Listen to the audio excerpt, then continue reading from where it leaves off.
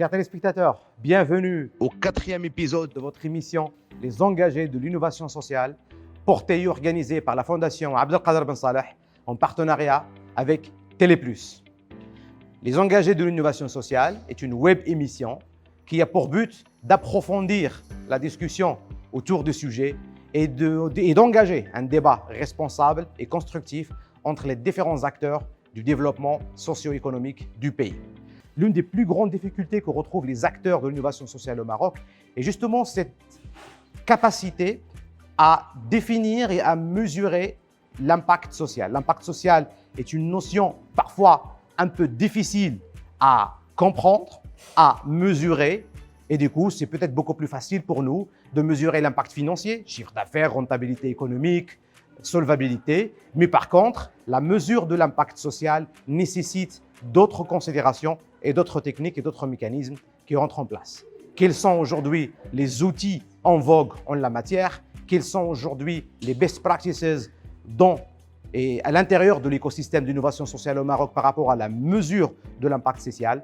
Toutes ces questions et encore plus, nous allons les aborder avec nos invités.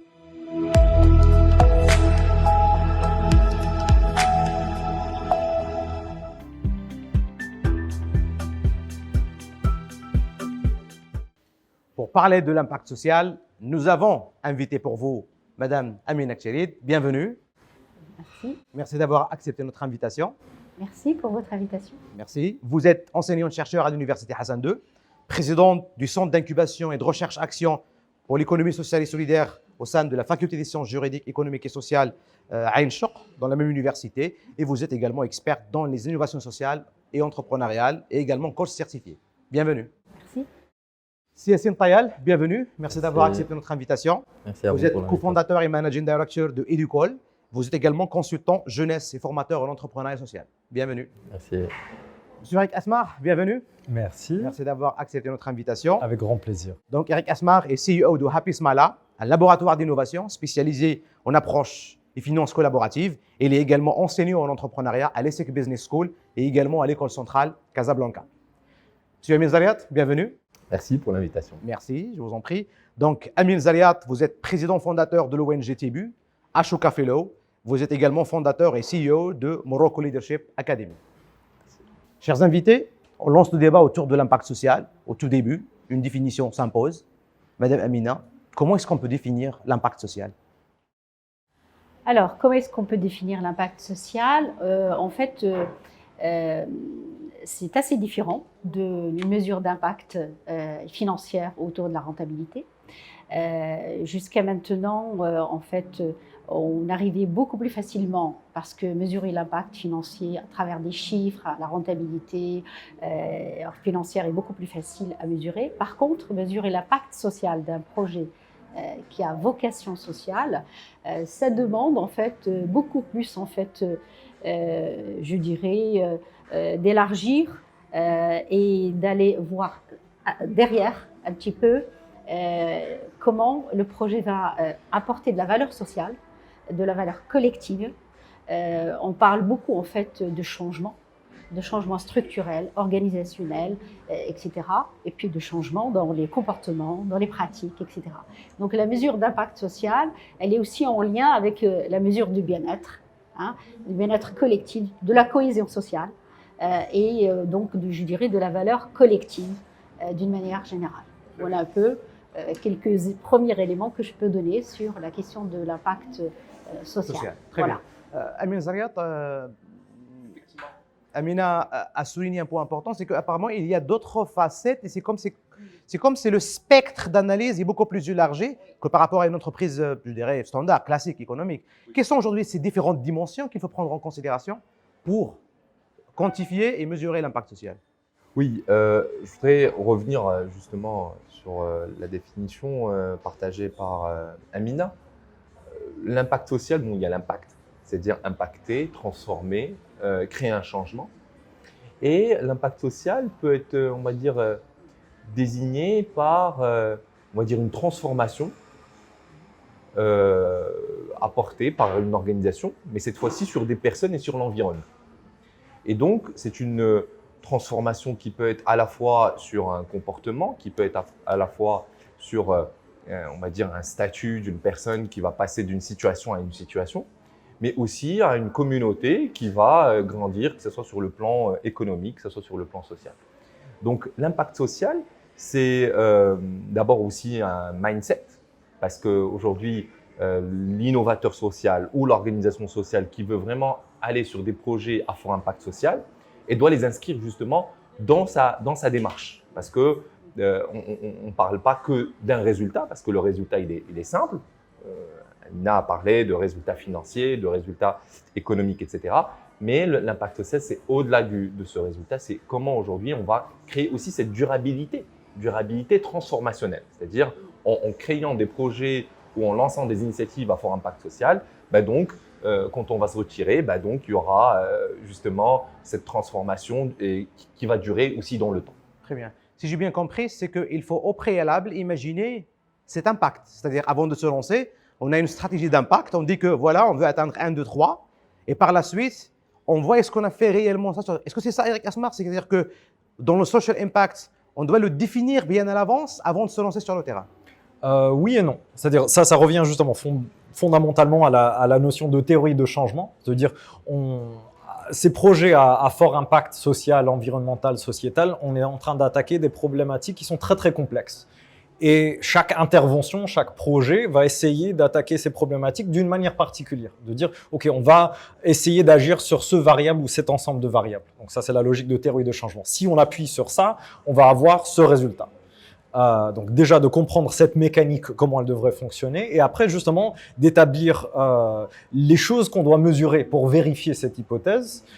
Et après, voilà, d'avoir l'histoire de KPI, de quota, de dire on va former X personnes, on va changer la situation de telle communauté ou de tel statut ou de tel, voilà, le périmètre d'intervention. Mais oui, c'est essentiel d'avoir une compréhension de ce qu'on essaie de faire en amont. On ne peut pas essayer de monter ça à la fin. Et bien évidemment, il y a de l'espace pour des évolutions, surtout des projets. Encore, on agit sur des champs qui sont hyper complexes, de toujours laisser l'espace pour dire il y aura des imprévus. Ça peut être des imprévus positifs ou négatifs. Et il faut fondamentalement avoir un cadre qui permet de capturer ces informations pour par la suite l'analyser. Très bien, très bien. Yacine, est-ce qu'on peut dire aujourd'hui que l'impact social, parce que j'ai rencontré des jeunes, et je pense que la majorité d'entre nous ici, ils sont également enseignants en entrepreneuriat, ils disent que parfois, ils ont vocation à voir que l'impact social, il est souvent externe, c'est-à-dire les bénéficiaires, les clients, mais parfois, est-ce qu'on peut avoir des enjeux en interne? C'est-à-dire, est-ce qu'également, on doit générer de l'impact social en interne et ensuite avec notre communauté? Et quel regard portez-vous aujourd'hui sur, je dirais, l'état de maturation de cette mesure d'impact social au Maroc? Je pense que la thématique d'impact social est une thématique qui est très en vogue actuellement avec l'entrepreneuriat social, l'innovation sociale. C'est vrai qu'on a tendance à penser impact social dans un premier temps pour la partie, on va dire, bailleur de fonds, pour pouvoir communiquer sur nos chiffres. Mais effectivement, l'idée serait aussi de, on va dire, mesurer notre impact pour pouvoir justement mesurer notre efficacité en interne. Donc la mesure d'impact ne touche pas que le volet extérieur, bénéficiaire, utilisateur de nos services, mais aussi toute partie prenante qui prend part au projet dans sa globalité. Donc on peut mesurer notre impact, si je parle de mon projet en l'occurrence, donc qui touche la partie éducation et qui vise le volet épanouissement. Donc l'idée serait de non seulement mesurer l'épanouissement au niveau de nos bénéficiaires qui sont principalement des enfants et des éducateurs ou des professeurs, mais aussi en interne sur notre équipe, jusqu'à quelle mesure notre équipe est-elle épanouie aussi pour pouvoir assurer cet épanouissement-là. Très bien. Vous êtes dans l'écosystème depuis un moment. Est-ce que vous pensez aujourd'hui que ce concept, il commence à trouver vraiment son importance dans l'écosystème marocain ou c'est toujours à ses débuts? Je pense que là, on va fêter bientôt nos 7 ans d'existence, on va dire juridiquement, d'une entreprise juridiquement établie. Et l'idée serait… on parle d'Educol là. D'Educol, oui, je parle exactement d'Educol. Et je dirais que même ma propre vision en tant que cofondateur de cette entreprise éducative ou cette entreprise sociale est en fait, évolue. Parce qu'en parlant, par exemple, de l'éducation dans sa globalité, c'est un domaine, c'est un secteur qui a besoin d'un souffle, qui a besoin d'une longue haleine. Et justement, l'impact qui est senti, c'est un impact qui a besoin d'être donc évalué sur la durée, d'être évalué avec l'évolution donc de nos bénéficiaires. Et je pense que aussi au niveau de l'écosystème, ça prend aussi de l'ampleur. Surtout que c'est, on va dire, un écosystème qui devient de plus en plus concurrentiel. Donc, il y a de nouvelles entreprises sociales, qui peut-être portent sur la même vision. Et l'idée serait donc de voir l'apport de chacun dans cet écosystème. Très bien. Madame Amina, aujourd'hui, beaucoup d'organisations et beaucoup d'organismes, je dirais, qui s'intéressent au développement social, s'exige en quelque sorte un certain système, un certain mécanisme d'évaluation de l'impact social. Est-ce qu'en général, c'est suite à une pression externe, c'est-à-dire bailleurs de fonds, partenaires, ou est-ce que ça commence à vraiment être une culture interne qui s'enracine dans les organisations? Alors, je peux dire, en fait, par mon expérience, la question de l'évaluation d'impact, elle a été quand même initiée pendant de nombreuses années par les bailleurs de fonds. Donc, les organisations des Nations Unies, Banque mondiale, enfin les bailleurs de fonds d'une manière générale, c'est eux qui imposaient, en fait, quand ils apportaient de l'appui financier, c'est eux qui imposaient l'évaluation d'impact en mes parcours final, etc. Et donc les différents outils de l'évaluation, on les a vus quand même, il y a eu une contribution dans le renforcement des capacités pour bien assimiler ces outils, donc par ces organisations. Après, il y a eu les institutions publiques aussi, certains ministères, qui ont créé également des structures d'évaluation à l'intérieur, c'est-à-dire pour voir où l'argent va, qu'est-ce qu'on en fait, est-ce qu'il produit ce qu'il doit produire, est-ce qu'il répond aux objectifs alloués, etc. etc. Aujourd'hui, je trouve qu'il y a une maturité du système, mais qui demande encore à se développer, à se renforcer. On parle de mesures d'impact. On la sent dans les incubateurs, dans les structures d'appui, d'accompagnement, dans les programmes d'appui à l'entrepreneuriat, à l'innovation sociale, etc. Mais je ne suis pas sûre que les outils sont bien maîtrisés et les méthodologies sont bien maîtrisées. Voilà. Donc, qu'est-ce qu'il faudrait davantage afin que les acteurs puissent s'approprier vraiment ces mécanismes, ces outils? Est-ce qu'il faudrait plus de formation, plus d'accompagnement, plus de workshops ou une autre manière de faire, peut-être de développement? Alors, je pense que d'abord qu'il faudrait qu'on se mette d'accord sur un certain nombre de choses pour la question de l'évaluation d'impact, que cette culture prenne sa place et qu'on parle le même langage. Et donc, ça veut dire qu'il faut créer suffisamment d'échanges, de dialogues, des ateliers et également de la formation. Parce que, je veux dire, on ne vient pas comme ça et on évalue un impact sur un projet. C'est tout un process.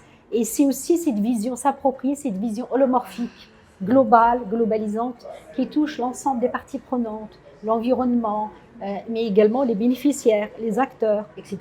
Et puis comment mettre en place ce process d'évaluation d'impact du début jusqu'à la fin, hein.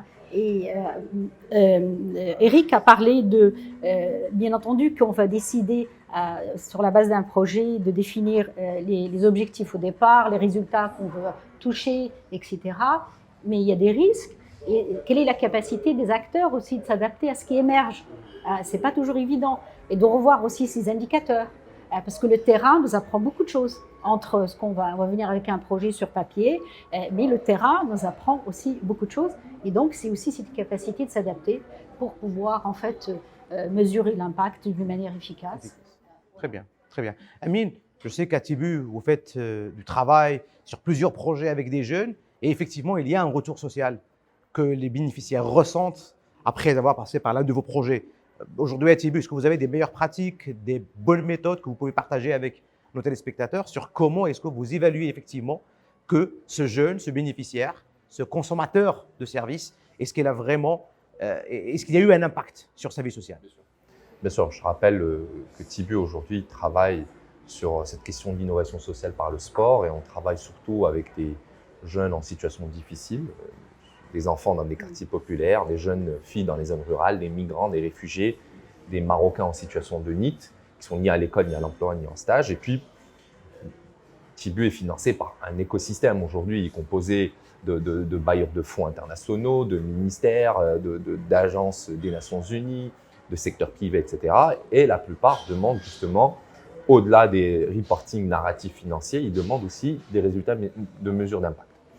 Maintenant, bon, on peut aller sur, je peux partager en fait des choses plus simples, c'est-à-dire qu'on prouve comment le jeune, à travers un programme d'éducation par le sport, il passe d'une note au-dessous de la moyenne à une note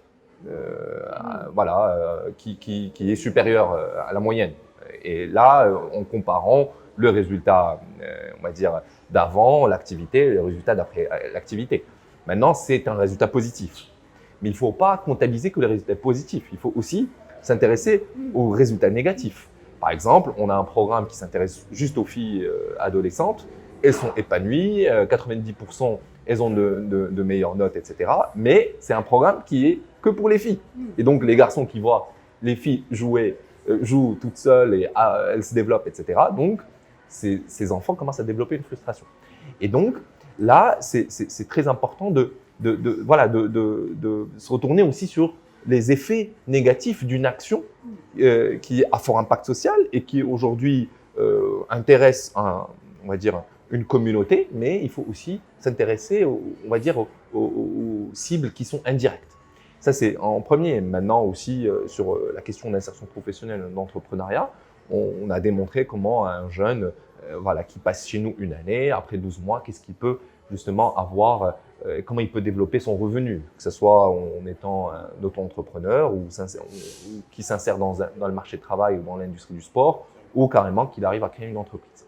Et donc, c'est des méthodes qui sont simples et qui sont efficaces. Maintenant, il faut aussi aller vers des méthodes qui peuvent, on va dire, être globales et qui peuvent intéresser en fait toutes les parties prenantes. Et c'est là où le rôle, par exemple, des incubateurs comme le Carrefour des innovations sociales, mais aussi d'autres incubateurs qui peuvent renforcer les capacités des ONG, des innovateurs sociaux qui vont penser au-delà de leur communauté. C'est-à-dire aujourd'hui, si je viens, je fais l'activité pour X, Y, si je le fais pas pour A et B, qu'est-ce que ça peut générer comme impact? Est-ce que c'est un impact positif? Ça peut générer un impact positif, c'est que le A et B, il va s'inspirer de ce qui fait le XY, de ce qui fait le XY, et il va faire pareil, comme ça peut générer aussi une frustration. Très bien, excellent. Eric Asmar, je sais que vous avez accompagné pas mal d'innovateurs sociaux à travers Happy Smala et que vous avez plutôt un regard assez, je dirais, général sur le territoire national. Ces pratiques, effectivement, dont parlait Amin Zriat, est-ce qu'on peut aller vers une sorte de généralisation, c'est-à-dire de ces pratiques, et avoir un cadre conceptuel, peut-être commun, pour les établissements de l'économie sociale et solidaire? Ou bien est-ce que chaque secteur d'activité pourrait développer sa propre manière de faire la mesure de l'impact social? Par exemple, Amin, il fait de l'innovation sociale à travers le sport, l'autre, il le fait à travers peut-être l'agriculture, l'autre, il le fait à travers l'artisanat. Est-ce qu'on peut appliquer vraiment un même modèle de mesure d'impact ou est-ce que chaque secteur d'activité nécessite une prise en considération différente et particulière? Les deux. C'est-à-dire, il y a une nécessité de rendre, on va dire, compatibles ces différents systèmes de mesure d'impact. Donc, il faut quand même des guidelines. Il n'en manque pas, c'est-à-dire des modèles qui sont généralisés au niveau international. On a genre Social ROI, on a les critères de l'OCDE qui sont un peu les fondamentaux de tout ça. Donc, il nous faut un socle commun. Par contre, il faut aussi une spécialisation, c'est-à-dire peut-être les méthodes peuvent être similaires, mais les indicateurs spécifiques sont quand même très spécifiques au contexte. Par exemple, on parle de création d'emplois. C'est quoi un emploi? Ça, c'est quelque chose dans les programmes d'entrepreneuriat, les bailleurs et les parties prenantes exigent systématiquement la création d'emplois. Est-ce qu'un emploi, c'est un CDI avec la CNSS? Est-ce que ça exige un salaire particulier? Est-ce qu'on est au sein d'une entreprise? Est-ce que c'est juste des revenus stables? Donc même une question qui nous paraît peut-être assez fondamentale, oui, la création d'emplois, qui est un enjeu national, on ne peut pas se mettre d'accord dessus. Et je pense que fondamentalement, c'est pas forcément grave. Du moment qu'on arrive à trouver des terrains d'entente et qu'on arrive à établir certains cadres et peut-être certains outils qui peuvent être partagés, parce que l'intérêt aussi, c'est de pouvoir agglomérer ces résultats, de dire par exemple, si on travaille sur l'enfance, il faut une interaction entre l'associatif, le parascolaire et le système éducatif au sens large. Pour pouvoir faire par exemple le suivi de l'évolution des notes, je ne sais pas comment vous le faites ou comment vous le faites, mais il faut une implication du ministère là-dessus. pour pouvoir aussi faire quand on parle de, par exemple, l'aide à la jeunesse, on est dans une vision long terme. Donc, il faut savoir où sont ces jeunes dans 5 ans, 10 ans, 20 ans. Et pour ça, il faut une interopérabilité de ces résultats. Parce que c'est vraiment à long terme, là.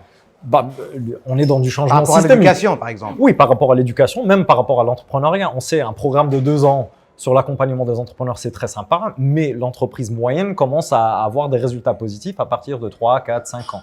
Donc, il faut des mesures et des méthodes qu'on peut mettre en place qui sont interopérables, qu'on peut partager des informations et suivre, par exemple, les mêmes bénéficiaires ou les mêmes tendances. Mais il faut aussi laisser de la place pour la spécificité contextuelle, que ce soit le contexte urbain-rural, certaines populations, certains secteurs d'activité, etc.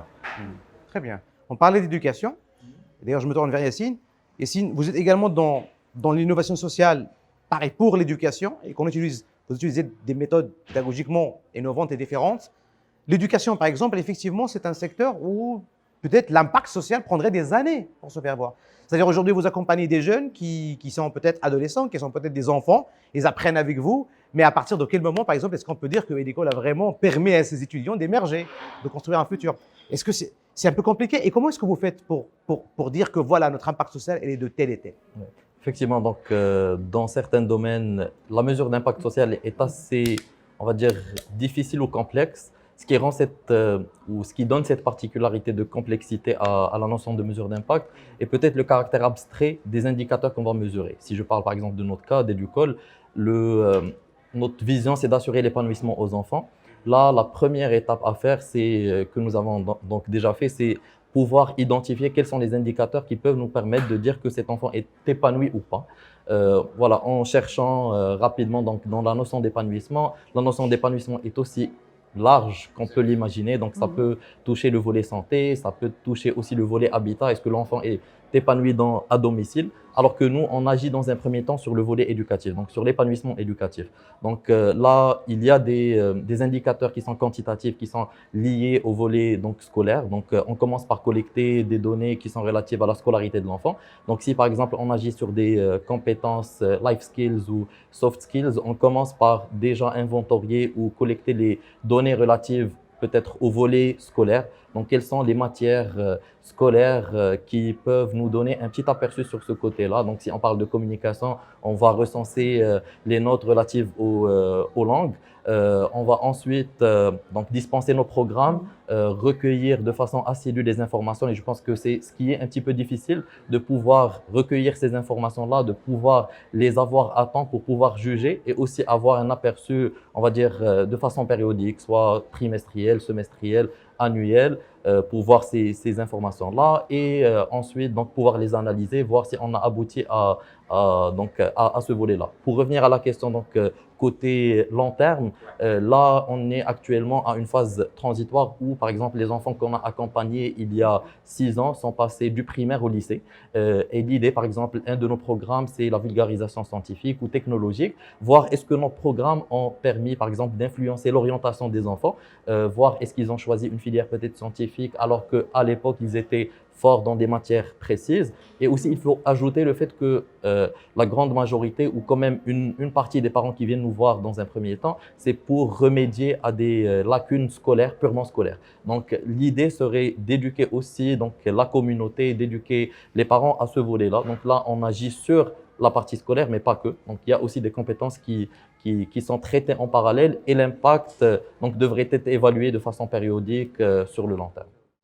Justement, en parlant d'impact social, Madame, tout à l'heure, on parlait de est-ce qu'il y a une manière générale de faire l'évaluation ou bien est-ce qu'il faudrait aller vraiment dans les spécificités de chaque secteur et de chaque domaine? Qu'est-ce que vous en pensez? Alors moi, je partage tout à fait ce que Eric a dit tout à l'heure. Il y a une culture de l'évaluation à s'approprier. Donc d'une manière générale, des approches, des méthodologies, etc. Comment est-ce qu'il faut mener un projet? D'abord travailler en amont avec les bénéficiaires. Parce qu'il n'y a pas pire que les projets qui viennent comme ça et qui s'imposent aux bénéficiaires et qui n'émergent pas. Donc voilà, donc il faut vraiment tout le process sur la chaîne de valeur. Il y a des outils à maîtriser d'une manière globale et qui permettent d'avoir cette culture de l'évaluation et un regard pertinent. Maintenant, il faut vraiment aller sur du spécifique. On n'évalue absolument pas un programme de santé de la même manière qu'un programme d'éducation ou un programme sur la pauvreté, ou un programme sur l'emploi, ou un programme sur l'insertion des handicapés, etc., etc. Il faut vraiment définir les indicateurs et les mesures d'impact qui sont spécifiques au projet et spécifiques à la population bénéficiaire qu'on veut en fait toucher et puis voir justement comment est-ce qu'on mesure tout ce qui est qualitatif. Quand il y a de la cohésion sociale, comment est-ce qu'on la mesure? Il y a plus de dialogue, Exact. il y a moins de conflits. C'est très calé, ouais. Donc, tous les éléments qualitatifs, quand on agit sur une zone, c'est important de voir comment les gens se parlent mieux, ils discutent mieux, il y a plus de convergence dans les programmes, on n'est pas en compétition, etc., etc. Ça, c'est du quali. Et c'est très important de former en fait les acteurs de l'écosystème sur à la fois cette culture générale et également sur les spécificités, chacun dans son domaine. Voilà. Ce qu'ont fait les bailleurs de fonds, c'est qu'ils ont amené la GAR, la gestion axée sur les résultats. C'est des méthodes, ils ont formé pendant des années. Ça a donné une certaine culture, je dirais globale, mais maintenant, il faut vraiment peaufiner et aller sur le terrain pour développer de nouveaux outils spécifiques, très spécifiques à chaque problématique. Très bien. Voilà. Eric, je vous vois en train de hocher de la tête. Apparemment, vous avez un complément par rapport à ce que veut dire Amina? Tout à fait. Je pense que le cadre a été exigé, surtout par les bailleurs de fonds. Il y a aussi une culture de bottom-up qui émerge, d'avoir une vision plus sérieuse, plus scientifique de la mesure de l'impact. Après, justement, il y a du travail à faire sur comment est-ce que tout ça s'applique. C'est, par exemple, chez Tibu, c'est une chose de montrer, OK, c'est comme ça que tu fais un three-pointer. Mais c'est autre chose de pouvoir le faire soi-même, sans encadrement. Donc, il faut aller au-delà en termes de formation et mise à disposition d'outils et de voir comment ça s'ancre dans la pratique quotidienne. Ça, je pense qu'il y a encore du travail à faire dessus. Il y a une partie qui revient justement aux personnes qui financent ces programmes de mettre à disposition suffisamment de ressources pour avoir des gens dédiés dessus. Et par la suite, je pense qu'il y a beaucoup de travail justement de mise en commun d'acteurs qui travaillent avec les mêmes populations, sur les mêmes secteurs d'activité, de mettre en avant leur propre approche. Que ça ne soit pas toujours parachuté par des acteurs externes, mais qu'on ait une approche un peu plus émergente, de dire, OK, on travaille avec cette population dans ce contexte particulier. Nous, on a testé des outils, on a testé des méthodes, et ça, c'est ce qui fonctionne pour nous dans notre cadre. Et qu'il y a plus qui émerge justement du terrain. Exact. Est-ce qu'il y a une spécificité marocaine par rapport à ça? En fait, justement, donc on a parlé maintenant de l'impact et de la durabilité, on a parlé aussi de l'écosystème. Mais des innovateurs sociaux ou justement des organisations qui cherchent à créer de l'impact cherchent aussi à avoir un grand nombre de bénéficiaires, cherchent à impacter un grand nombre de communautés. Mais des fois, on ne peut pas le faire seul. Il faut, nous, par exemple, on cherche à impacter 4 millions d'enfants dans le primaire pour qu'ils aient accès à l'éducation par le sport. Mais 4 millions d'enfants, c'est 4 millions d'enfants. C'est 778 écoles. C'est un objectif, je dirais, ministériel. Voilà, et on ne peut pas le faire seul. On doit être franc, on ne peut pas le faire seul.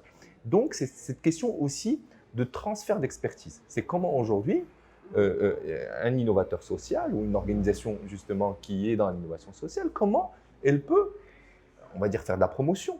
C'est que quand on voit une association peut-être qui travaille sur l'éducation, mais avec des objectifs de performance et qu'elle ne peut pas, on va dire, créer ou plutôt faire émerger des jeunes qui vont aller faire pont et chaussée demain, etc. Mais peut-être elle doit se concentrer sur le fait que les jeunes ne doivent pas abandonner l'école, qu'ils doivent développer des soft skills pour qu'ils demain ils arrivent à trouver l'accès au travail, etc. Donc c'est aussi ça, c'est aussi comment dire aux associations, aux innovateurs sociaux, aux ONG, etc. Attention, il faut choisir ce couloir de jeu. Et c'est ce couloir de jeu sur lequel il faut travailler parce qu'il y a d'autres personnes qui travaillent sur ce couloir de jeu. Par exemple, nous, on n'est pas sur un couloir de jeu de performance, de créer des joueurs paralympiques ou olympiques, des joueurs c'est-à-dire des champions olympiques. Des pros. C'est ça. Nous, on travaille sur les champions de vie. Et un champion de vie, pour nous, c'est simple. C'est que demain, quand il va grandir, il va se sentir utile pour soi et pour la communauté en l'outillant avec des compétences techniques, comportementales, entrepreneuriales et qu'il arrive justement qu'il soit autonome demain. Donc, c'est très simple. Et c'est important, justement, quand l'innovateur social ou l'organisation, quand elle va atteindre, on va dire, un stade, elle doit aussi avoir la capacité, justement, de faire cette pédagogie, de faire ce transfert d'expertise, parce qu'elle ne peut pas dire, aller sur un grand nombre. Sinon sa raison d'être ou son métier qu'elle maîtrise, il ne va pas être. Il va se diluer. Voilà, effectivement, il ne va pas être de la même qualité. Exact, exact. Yacine, en parlant par exemple je dirais pas cette importation, mais cette manière d'adopter des indicateurs qui ont peut-être été conçus ailleurs. D'ailleurs, Eric, auparavant, on parlait, les organismes internationaux, les bailleurs de fonds internationaux, ces partenaires stratégiques, en général, ça a réussi ailleurs. Peut-être un programme en Rwanda, un programme en Kenya, un programme dans l'Amérique latine.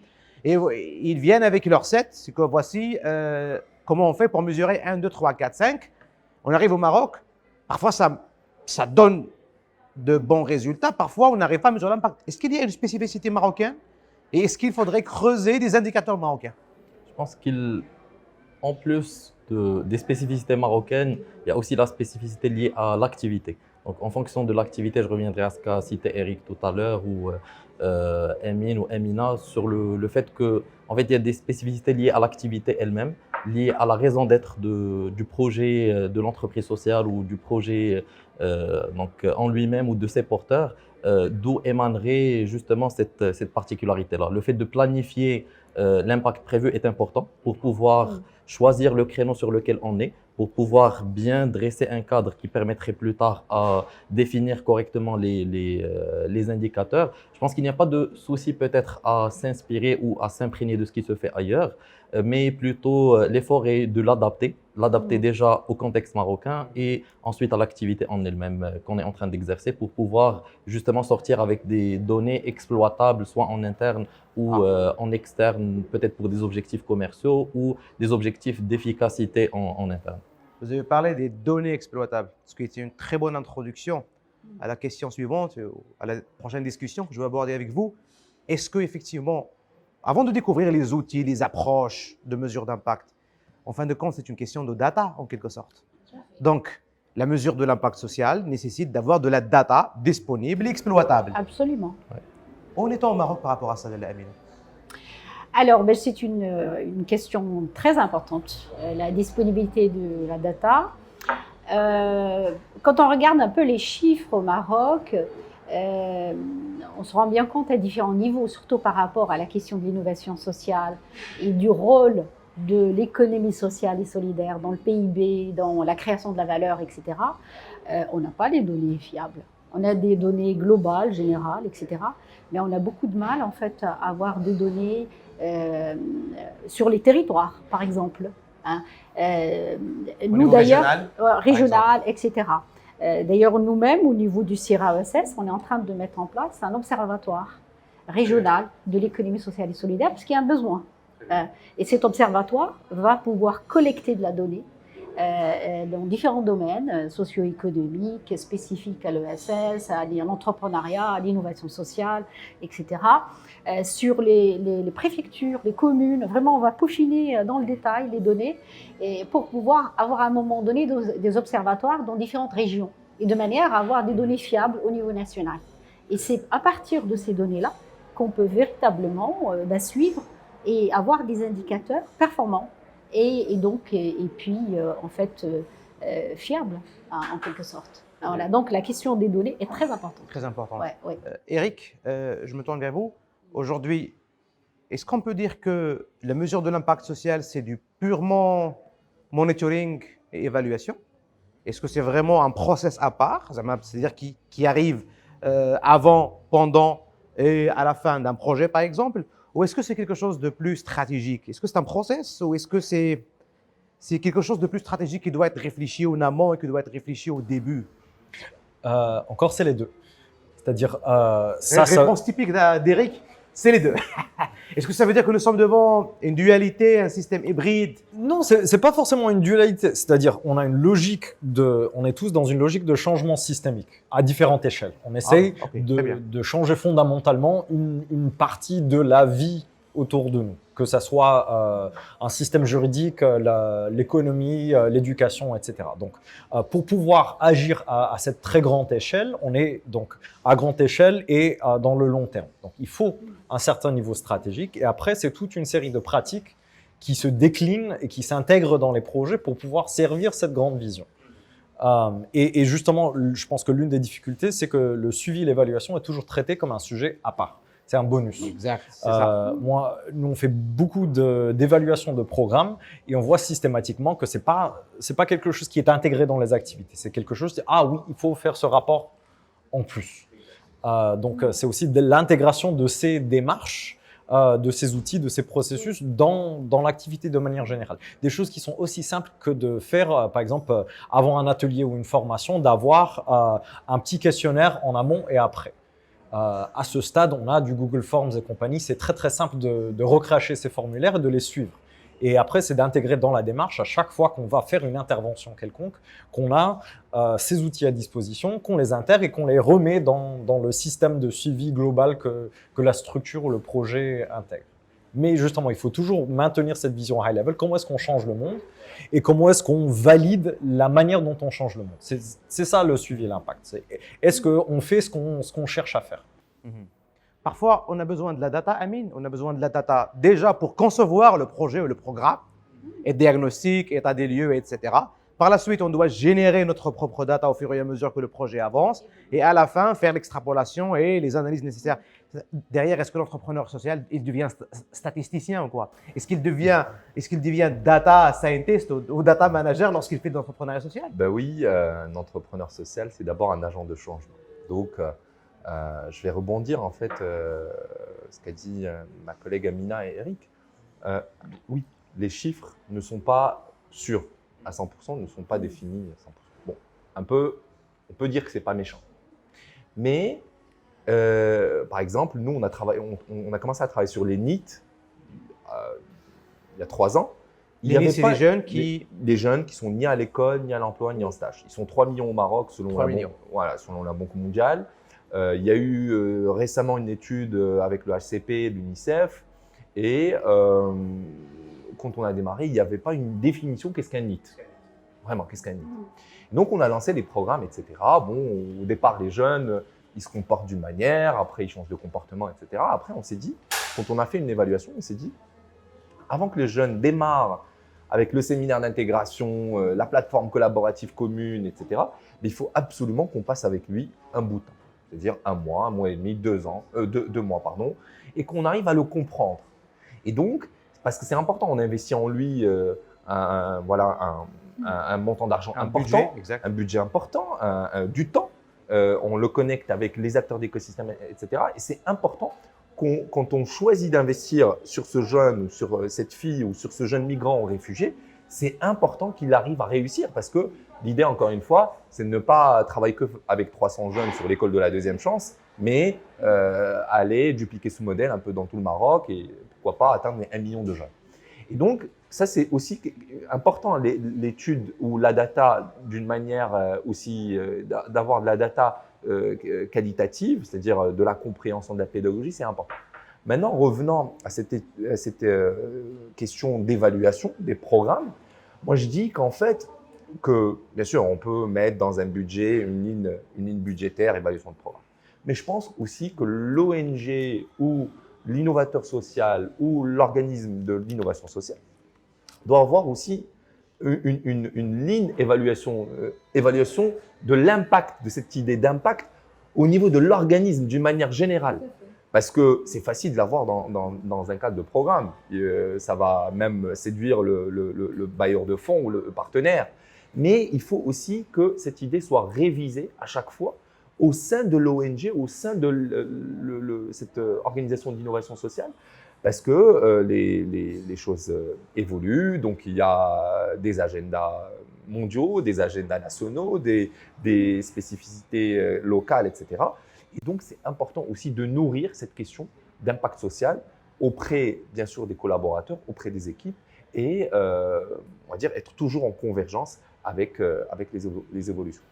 Donc, si j'ai bien compris, il n'y a pas de bon moment pour faire cette mesure. C'est-à-dire que C'est pas à la fin, c'est pas au milieu, c'est pas au début, mais tout au long de la vie du projet ou de l'organisation. et de l'organisation. Le meilleur moment de commencer, c'est hier. Ouais, moi, maintenant, je me suis inspiré de Yacine, Amina, Eric. J'ai noté quelques petites notes. Je vais faire un petit mail. Attention, voici comment il faut prendre ça en considération, etc. C'est important parce que quand on est innovateur social, on cherche vraiment le vrai impact. C'est-à-dire qu'il y a un vrai changement auprès de ce bénéficiaire, auprès de cette jeune fille, auprès de ce jeune garçon, etc. Et parce que c'est lui demain ton ambassadeur. Et donc, si tu arrives à impacter 1000, ben, tu peux impacter 2000, 3000. Il faut justement voilà, avoir cette rigueur et avoir cette évolution en termes de capacité à créer de l'impact auprès des communautés. Très bien. Avant de donner la parole à Amine, Amina, vous aviez un… Je voulais juste dire, en fait, en complément de ce que Eric et Amine ont dit, en fait, il faut mettre en place, dès le début et tout le long du projet, la collecte de l'information et le suivi. Et à un moment donné, on va se retrouver probablement à toucher des éléments multidimensionnels.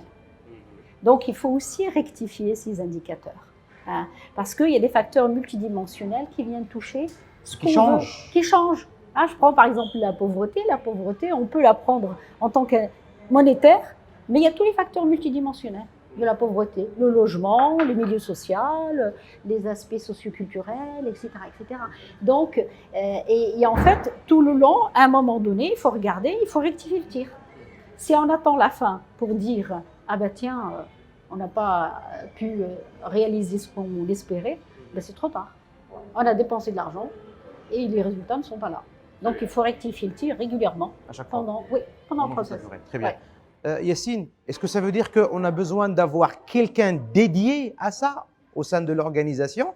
Ou est-ce que c'est peut-être, je ne sais pas, le directeur, responsable financier, ou est-ce que c'est une personne qui ne fait que ça, en fin de compte? Parce qu'apparemment, c'est tellement important et c'est tellement présent durant tout le cycle de vie du projet, de l'initiative de l'organisation. Est-ce qu'il faudrait dédier une personne qui ne fait que ça? Je pense que pour répondre à cette question, on devrait revenir sur un mot qui a été cité tout à l'heure, c'est le mindset. Donc la mesure d'impact devrait être un mindset. Comme on est drivé, comme on va dire, en étant innovateur social, on est drivé par notre cause sociale, par la problématique qu'on veut résoudre. Le fait de déjà, on va dire, inculquer cette vision-là à l'ensemble de l'équipe est important. C'est, je pense, la même approche qu'on devrait adopter avec notre équipe.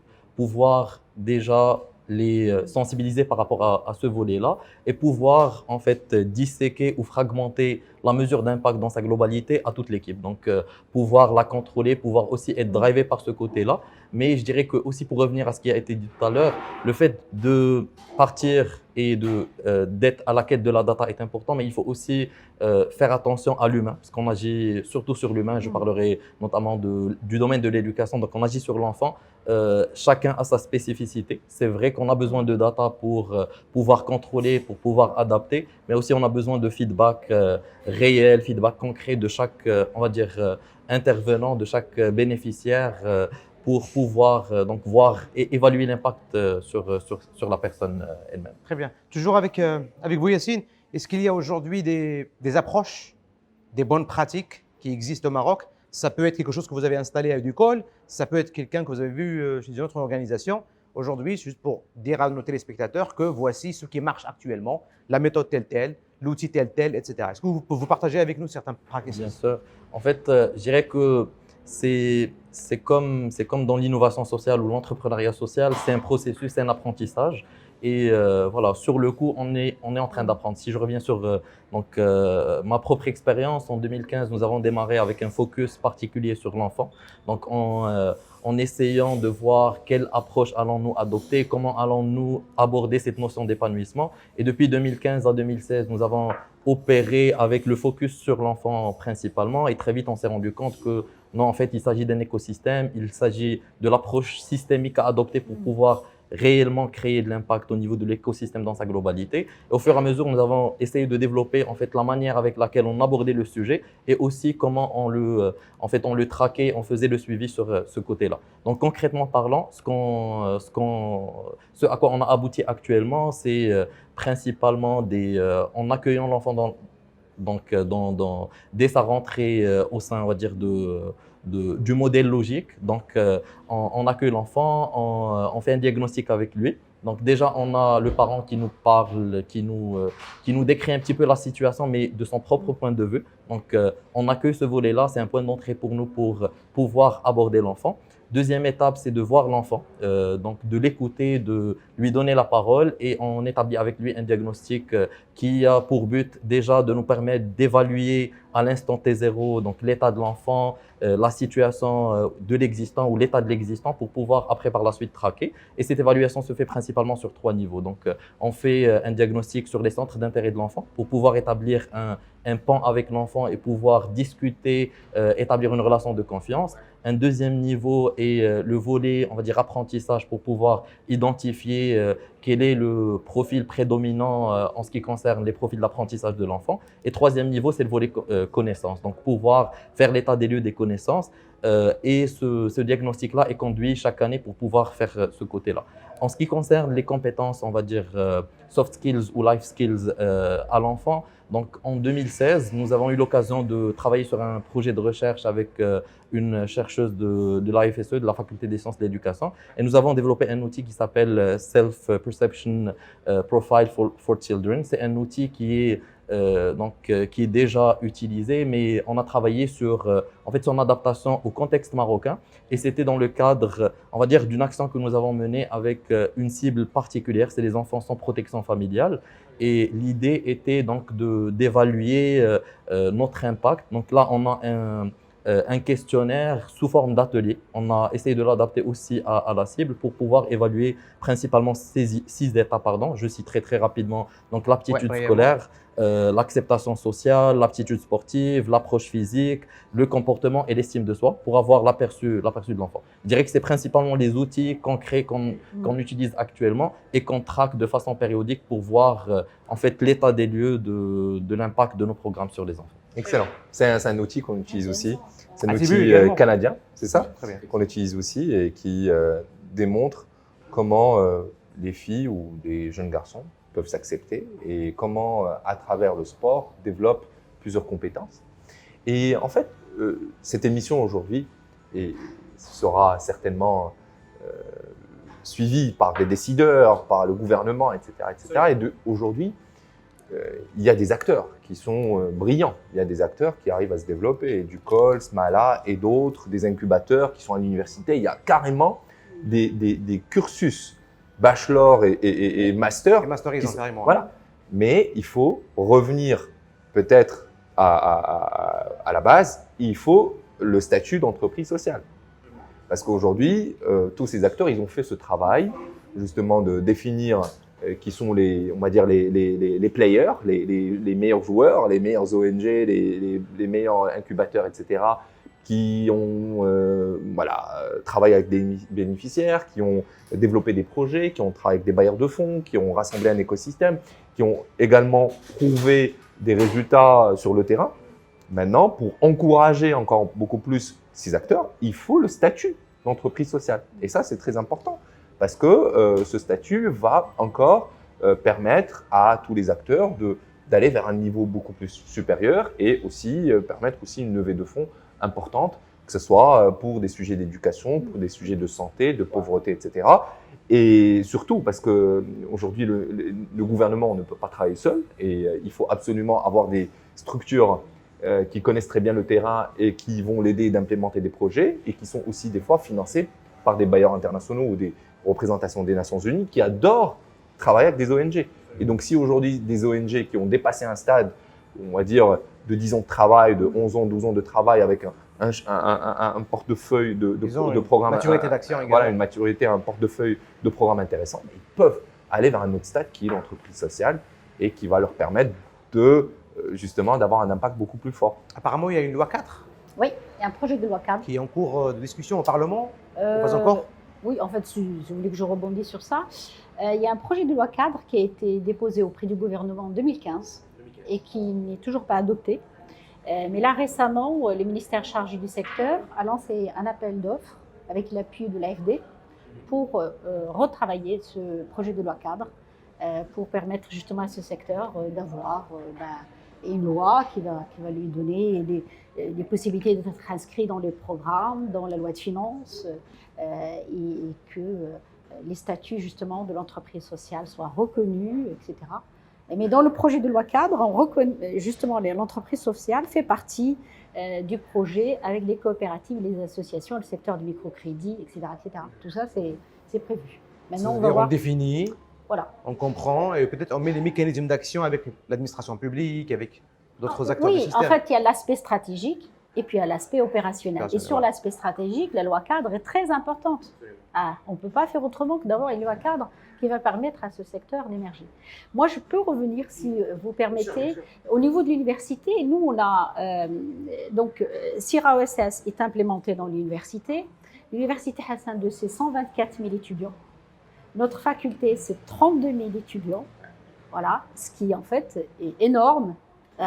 Donc, nous, on a des indicateurs macro, je dirais, par rapport à notre université. Ce qui est important pour nous, c'est de voir combien de personnes ont été sensibilisées à l'innovation sociale, à l'entrepreneuriat. Ça, c'est un élément important. Combien de personnes ont été sensibilisées? Après, ils ont été formés. Combien de personnes sont formées, diplômées? Combien de personnes ont porté des projets d'entrepreneuriat? Combien se sont fait accompagner pour faire mûrir leurs projets? Après, combien ont candidaté? Parce qu'on lance des appels à candidature. On a eu jusqu'à maintenant 7 promotions. Et donc, combien de personnes ont candidaté et combien sont retenues? Et puis, il y a d'autres et d'autres. Et ce qui est important aussi qu'on regarde, c'est les startups qu'on accompagne au niveau du CIRA-OSS. Quelle interaction créent-elles avec les autres organisations, avec le réseau? Comment est-ce qu'elles travaillent avec les coopératives en amont pour améliorer la qualité des produits, pour former les populations, pour impacter localement donc des populations qui travaillent dans des métiers, etc. Ça fait pas mal d'indicateurs là. Ça fait pas mal d'indicateurs. Et bien entendu, la question de l'emploi, le changement d'échelle de ces startups, etc., etc. Donc, et ça, c'est spécifique en fait à ce qu'on a fait dans notre université. Alors, notre ambition n'est pas que notre ambition, c'est aussi d'aller sur d'autres régions dans le futur, Inch'Allah, pour partager, et notamment par le digital. Vous parliez d'un observatoire régional. Oui, tout à fait. C'est-à-dire la vocation, c'est de régionaliser un peu votre approche de travail sur le terrain. Absolument. On voudrait utiliser le digital pour partager ce savoir, cette connaissance et toucher justement, mettre en place des mécanismes d'accompagnement à distance. Très bien, top. Eric, je sais qu'à Pesmala, vous accompagnez pas mal d'innovateurs sociaux et que vous êtes impliqué également à un niveau ou à un autre dans l'évaluation d'impact. Est-ce que vous avez une méthode préférée en tant que consultant, en tant qu'accompagnateur dans l'évaluation de l'impact, ou est-ce que vous paramétrez à chaque fois, vous créez quelque chose de nouveau selon les cas? Il y a un certain nombre d'éléments qui restent relativement consistants, et ça c'est parce qu'on agit en tant que prestataire la majorité du temps, donc on a un cadre qui est déjà établi pour nous, qui était le cadre du projet. Je pense que l'approche ou les outils les plus pertinents pour votre projet, si je parle à n'importe qui lance ce projet, c'est l'approche que vous allez maintenir. Il y a du paramétrage bien évidemment qui se fait en amont du projet. On établit des grilles, des outils de collecte de données et c'est une question de consistance. Pour revenir à ce que Amina disait, l'enjeu fondamental qu'on a aujourd'hui, c'est la collecte de données de qualité. Et il n'y a personne qui peut faire ça à part les acteurs qui sont sur le terrain. On peut faire appel à une expertise externe pour faire l'analyse. Il y a de plus en plus de logiciels, d'approches qui sont de plus en plus sophistiqués pour faire cette analyse. Mais la collecte, ça reste chez les innovateurs sociaux. Et ils doivent... Voilà, la collecte, la mise à jour de ces données doit se faire sur le tas. Donc, s'il faut faire quelque chose, c'est de se concentrer sur la collecte de données. Et après, toute l'expertise du monde est à disposition quelque part pour pouvoir faire une analyse plus poussée. Mais c'est, comme on dit dans l'informatique, garbage in, garbage out. Si vous commencez avec des données qui ne sont pas de bonne qualité, votre analyse ne sera pas bonne. Exact.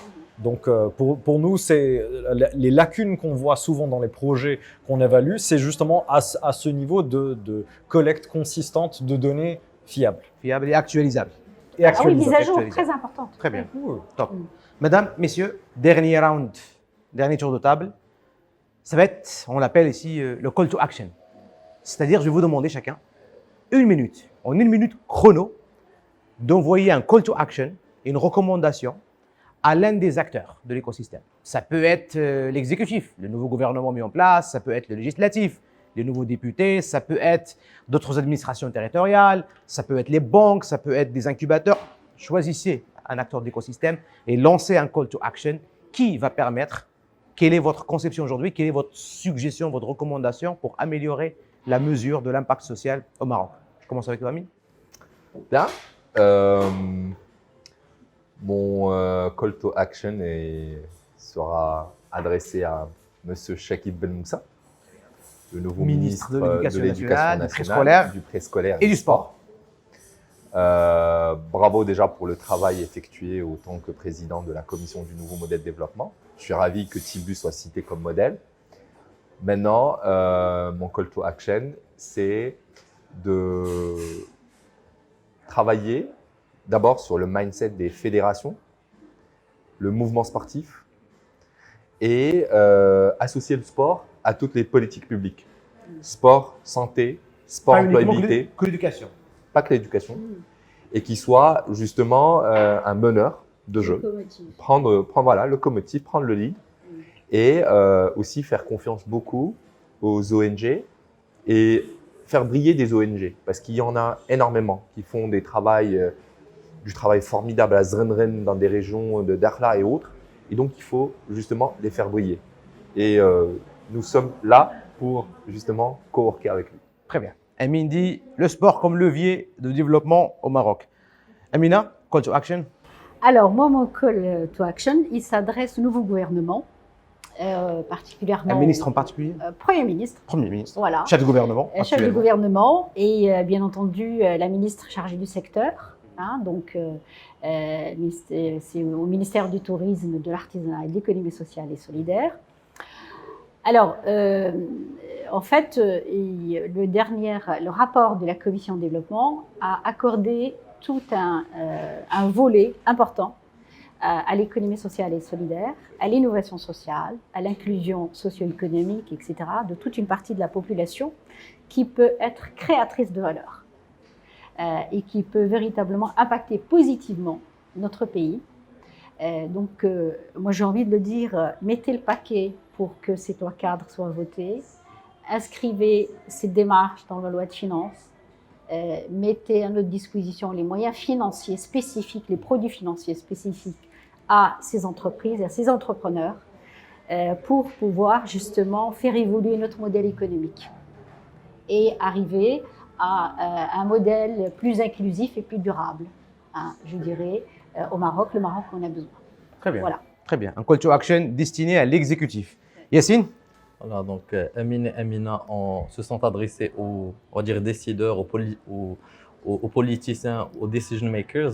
Moi, je m'adresserai peut-être aux entrepreneurs que je représente autour de cette table, Amine et moi. Et je dirais, toujours pour rester dans la thématique étude d'impact, mesure d'impact, donc allez-y, si vous ne l'avez pas encore fait, mesurez votre impact, pensez étendu. Voilà, on l'a dit, pensez chiffres, mais aussi pensez efficacité humaine. Et voilà, pensez aussi impact dans le long terme. Très bien. Merci Yassine. Un appel aux entrepreneurs. Eric, call to action. Je pense que tout le monde a fait le tour. Non, moi je m'adresse, franchement, je m'adresse à tout le monde qui est impliqué dans cet univers, des gens qui sont impliqués dans ce travail de création de mesures d'impact social. Je dirais, partagez vos jouets avec les autres. Je pense qu'il y a un enjeu primordial de partage de données, de partage d'outils, de partage d'approche. Et ça s'applique à des acteurs ministériels, des acteurs territoriaux, donc de pouvoir accéder à des informations de base sur les populations, sur les territoires, etc.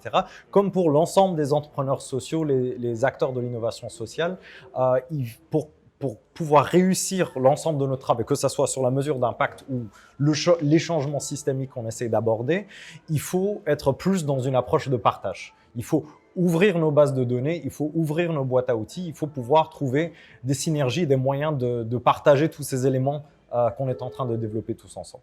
Donc voilà, s'il vous plaît, soyez gentils, partagez. Génial, top. Mesdames, messieurs, pour clôturer, je remercie chacun d'entre vous très chaleureusement.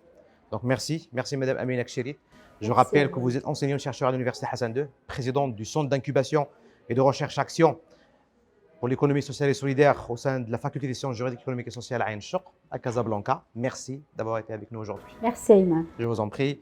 Yassine Tayal, merci. Merci, c'est un Je plaisir. rappelle que vous êtes cofondateur et managing director de Educall. Vous êtes également consultant en jeunesse et formateur en entrepreneuriat social. Merci d'avoir été avec nous. C'est un plaisir. Amin Zariat, merci beaucoup. Merci beaucoup. Je rappelle que vous êtes président fondateur de l'ONG TBU, Ashoka Fellow au Maroc et également fondateur et CEO de Morocco Leadership Academy. C'était un plaisir. Merci. Énormément. Eric Asmar, merci. Merci. Eric Asmar, vous êtes CEO de Happy Smala, un laboratoire d'innovation spécialisé en approche et finances collaboratives. Vous êtes également enseignant en entrepreneuriat à l'ESSEC Business School et également à l'École centrale de Casablanca. Merci à vous. Merci. tous. Merci à vous. Merci. Merci, chers téléspectateurs, d'avoir suivi avec nous ce 3e épisode de votre émission Les engagés de l'innovation sociale. N'oubliez pas de liker, de partager, d'interagir avec le contenu de cet épisode et les autres épisodes également sur nos réseaux sociaux. Donc, merci, un grand merci aux équipes de la Fondation Abdelkader Ben Salah et également aux équipes de Télé+. On se dit à l'épisode prochain. Au revoir.